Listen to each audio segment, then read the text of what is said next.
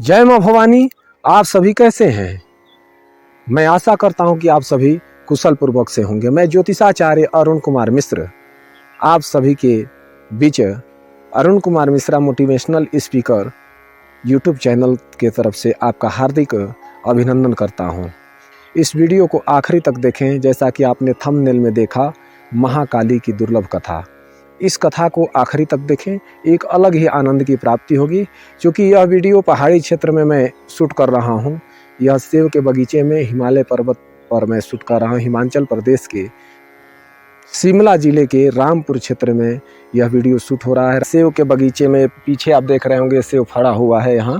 तो यहाँ पर मैं वीडियो बना रहा हूँ क्योंकि हमारा यह चैनल धर्म और संस्कृति के लिए समर्पित है और हमारा उद्देश्य है कि आम जनमानस हमारे सनातन संस्कृति से परिचित हो सके, अवगत हो सके। इन कारणों से मैं वीडियो अपलोड करता हूं और आप सभी से मेरा एक आग्रह है कि अगर आपको हमारी दी हुई जानकारी आपको पसंद आया करे तो आप इस जानकारी को अपने संपर्क में साझा अवश्य किया करें। हमारे परम मित्र जो है हिमाचल प्रदेश के मंडी जिले के करसोग के रहने वाले हैं अश्विनी शर्मा जी और आचार्य उमेश शर्मा जी।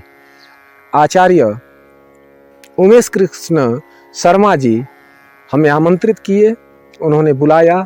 हम सभी वृंदावन में काफ़ी समय व्यतीत किए, एक साथ रहे और आज 12 वर्ष के पश्चात हम लोगों का मिलन हुआ।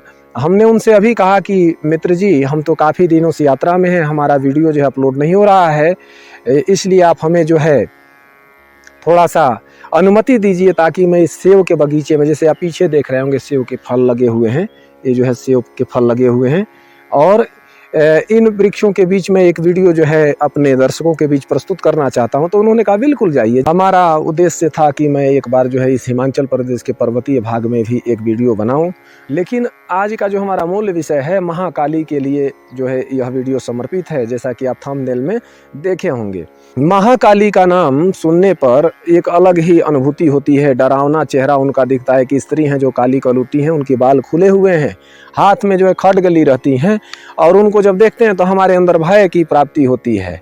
आपको जानना चाहिए कि जो महाकाली नाम से हैं, एक काली हैं, एक महाकाली हैं या एक भद्रकाली हैं, बहुत सारे नामों से इनको जाना जाता है। काली की उत्पत्ति कैसे हुई? दारुक नाम का एक दानव था, उसको वरदान था कि स्त्री से ही मारा जाएगा और वह स्त्रियों से थोड़ा सा भी नहीं डरता था। गाँव के जो राजा इंद्र हैं, इंद्र का इंद्रलोक उसने छीन लिया और तमाम जो देवता थे उन सभी को परास्त करने के पश्चात उनके उन अस्त्र शस्त्र और उनके वाहन इत्यादि को छीन लिया। इससे क्या हुआ कि देवता काफ़ी दुखी हो गए, हतोत्साहित हो गए और संपूर्ण मानव जाति उनसे दुखी हो गई। क्योंकि देवताओं को मानव जाति यज्ञ करती है, यज्ञ का भाग जब मिलता है तो देवता पुष्ट होते हैं। देवता जब पुष्ट होते हैं तो समाज का कल्याण होता है और हमारे मानव जाति का उत्थान होता है। इंद्र आदि देवता ब्रह्मा जी के पास गए। ब्रह्मा जी से कहा कि ब्रह्मदेव, आप जगत पिता हैं, सृष्टि के सृजन करता है, दारू का अत्याचार काफ़ी बढ़ गया, कैसे हमारा समाधान होगा, हम सभी की समस्याओं का समाधान कीजिए। तो उन्होंने कहा कि आप सभी क्या किए? तो हम सभी ने युद्ध किया और युद्ध करने पर उसको कोई नहीं मार सका। तो उन्होंने कहा कि दारू को स्त्री ही मार सकती है, ऐसा वरदान है। आप सभी पुरुष हैं, तो आप सभी के घर की स्त्रियां तो उतनी युद्ध करने में पारंगत नहीं है, इसलिए आप स्त्री का वेश यदि धारण करके जाते हैं और उनसे युद्ध करते हैं तो उन्हें आप अवश्य हो सकता है कि पराजित कर दें। तो सभी देवताओं ने क्या किया कि स्त्री का वेश धारण किया और स्त्री का वेश धारण करके वे जाते हैं और दारू से युद्ध करते हैं, लेकिन भाग खड़े होते हैं, उनको युद्ध में परास्त नहीं कर सकते हैं।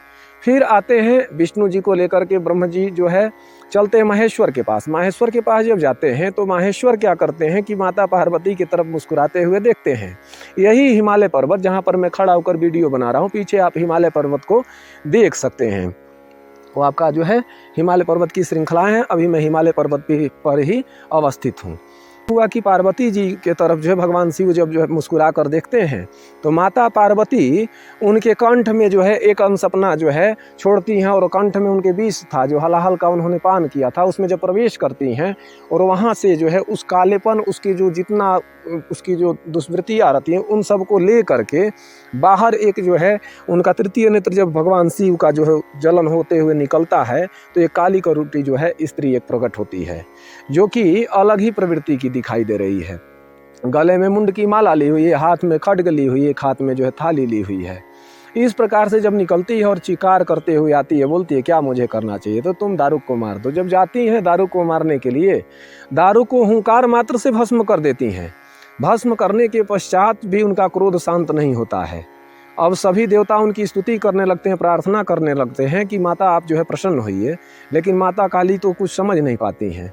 फिर भगवान शिव उनके सामने जाकर लेट जाते हैं, उनके ऊपर जब पैर रख करके आगे निकल जाती हैं। आप देखते होंगे काली जी की प्रतिमा जो होती है भगवान शिव के ऊपर जो है पैर रख करके खड़ी हुई हैं। भगवान शिव के ऊपर पैर रखने पर उनका क्रोध जो है शमित हो जाता है। कथा चूँकि काफ़ी लंबी है और कथा को पूर्ण रूप से जो है उसका जो निष्कर्ष है, उत्पत्ति की जो कथा है इसी प्रकार से है। और उसके पश्चात जो है काली जी का जो है क्रोध शमन हो जाता है और पुनः जो है अपने भगवान शिव को गोद में उठाती हैं और गोद में उठाकर उनको स्तनपान भी कराने का उल्लेख आया है। एक कथा और भी है, दुर्गा सप्तशती के उत्तर चरित्र में 5वें अध्याय में जब देवताओं ने उनकी स्तुति किया, देवी महात्म्य भी कहा जाता है, देवी की स्तुति भी उसमें आती है, जिसमें कि नमो देवे महादेवे शिवाय शतम नमः, नमः प्रकृते भद्राय नियताः प्रणतास्मताम्। इस प्रकार से तमाम देवता उनकी स्तुति करते हैं। स्तुति के पश्चात भगवती उनके ऊपर प्रसन्न होती हैं और प्रसन्न होकर उनको आशीर्वाद देती हैं।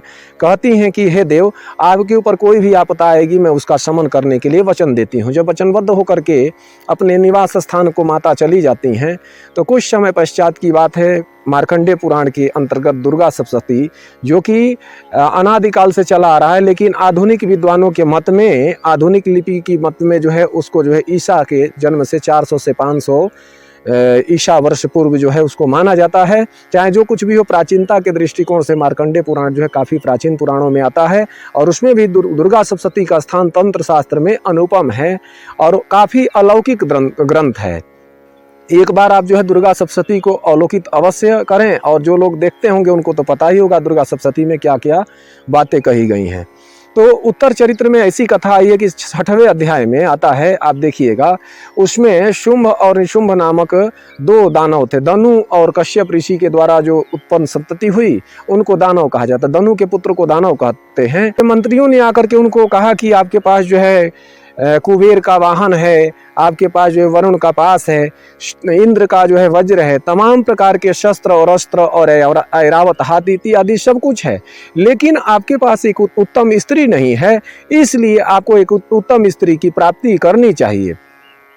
तो उन दोनों भाइयों ने कहा कि ऐसी कौन सी स्त्री है जो मुझे मिल सकती है और जिससे हमारे जो है तमाम संपत्तियों को जो है एक अलग ही स्थान प्राप्त हो सकता है और हम जो है स्वयं जो है ब्रह्म हैं, हम स्वयं ही भगवान हैं और हमारे पास तो संपूर्ण वस्तुओं को भोग करने का अधिकार है।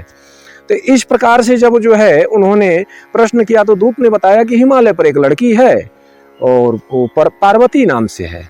तो वो जब जाते हैं तो कहता है कि दूत से सूचना देता है कि जाकर कह दो कि आकर मेरा वर्ण कर ले। तो जाते हैं तो माता पार्वती से तो पहले ही देवता स्तुति कर चुके रहते हैं और वचन दिए रहते हैं, माँ मेरा कल्याण करो। माता ने कहा ठीक है जाइए। तो पर्वतराज हिमालय की पुत्री जो है पार्वती मैया जो है उनको वचन देती हैं और वो एक पत्थर पर बैठी रहती है, एक शिला पर बैठी रहती हैं। तो दूत से माता ने कहा कि मैंने तो प्रतिज्ञा कर रखा है कि मुझे जो युद्ध में पराजित करेगा उसी में पति के रूप में वर्ण करूंगी। तो दूत जाकर के अपने राजा से कहता, राजा कहता उसका बाल जो है, सिर के जो बाल है उसका जो घसीटते हुए लाओ।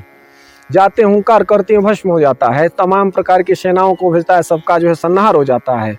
स्वयं शुंभ और निशुंभ अपने तमाम प्रकार की सेनाओं को लेकर आते हैं। उस युद्ध की में जो है एक ऐसा सैनिक रहता है, एक ऐसा सेनापति रहता है जिसका नाम रक्तबीज है।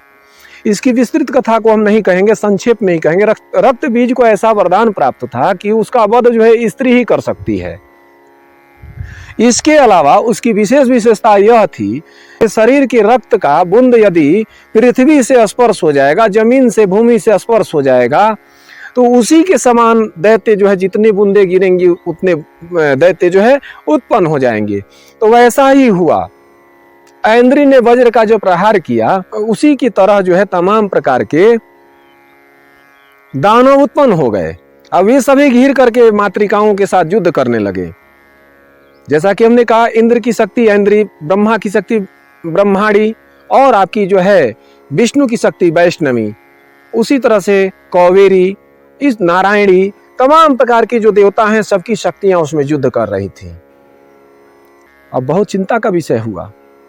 तो माता चामुंडा, माता कात्यायनी ने अपनी उस शक्ति का आवाहन किया। वो महाकाली के नाम से विख्यात हैं। कहा, हे चामुंडे, उनको चामुंडा भी कहा जाता है, दैत्य को मैं मारती हूं, इसके रक्त को जो है तुम पान कर लो, बहुत प्यासी हो। माता चामुंडा भद्रकाली आती हैं। उनकी आवाज सुन करके भय से लोग जो है कांपने लगते हैं। आज भी बिहार के पूर्वी हिस्सों में या असम और बंगाल और उड़ीसा में माता काली के बहुत ही सिद्ध पीठ आपको देखने को मिलेंगे। माता काली ने क्या किया कि उस चामुंडा के द्वारा प्रहार करने पर जो उसके शरीर का रक्त गिरा, क्योंकि वो ब्रह्मांड में युद्ध हो रहा था, भूमि पे नहीं हो रहा था, तो नीचे माता काली अपने पात्र को लेकर खड़ी थी। उसी पात्र में उस रक्त को गिराया और उसको अपने मुंह में पान कर लिया। उस रक्त से जो बूंदे उनके जिह्वा पर गिरी, वो स्पर्श होते ही जो है तमाम प्रकार के दाना उत्पन्न हुए, सबका उन्होंने भक्षण कर लिया। वे हैं महाकाली। इन महाकाली का उल्लेख जो है दुर्गा सप्तशती में भी है। मंत्र महोदधि, मंत्र महारणों में इनकी तमाम प्रकार की अर्चन की पद्धतियों का उल्लेख किया गया है। सच कहिए तो माता पार्वती जो शैलपुत्री हैं, वे ही नव दुर्गा के रूप में पूजित होती हैं। आप सभी माता वैष्णो देवी के दर्शन के लिए जाते होंगे, दाहिने वाली जो पिंडी है वह जो है महाकाली की पिंडी है। 3 शक्तियां हैं, जैसा कि हमने पिछले वीडियो में भी जो शैलपुत्री की कथा का उल्लेख किया, उसमें भी आपसे उल्लेख में जो है वर्णन किया है कि महाकाली, महालक्ष्मी, महासरस्वती। महाकाली सर्वोच्च सत्ता की जो है नियंता है और आदि शक्ति हैं, और यही महाकाली कभी कभी रौद्र रूप को धारण करती हैं। तो इनके रौद्र रूप को धारण करने की क्षमता अखिल ब्रह्मांड की किसी भी देवता या शक्ति में नहीं होती है। भगवान शिव इनके पास आते हैं, रोते गिड़गिड़ाने लगते हैं, उस समय जो है माता तारा के रूप में अवतरित होती हैं। 10 महाविद्याओं के अंतर्गत भी महाकाली का स्थान प्राप्त है। चूँकि यह वीडियो जो है नव दुर्गा के अंतर्गत मैं अपलोड कर रहा हूँ, इसके पश्चात जो है अभी महाकाली के बाद जो है आप देखेंगे महागौरी की कथा, उसके पश्चात सिद्धिदात्री कथा आप अवश्य देखिएगा। हम विलंब से थोड़ा वीडियो अपलोड कर रहे हैं, लेकिन हमारा उद्देश्य है कि जो भी जानकारी हम आपके समक्ष प्रस्तुत करें, वे जानकारियां जो है अनुसंधान से युक्त हों और वे प्रामाणिक हों, क्योंकि ऐसा वैसा कुछ भी अपलोड करने से कुछ नहीं होगा। चैनल पर बने रहे, इसके लिए बहुत बहुत धन्यवाद। जय मां भवानी। धन्यवाद।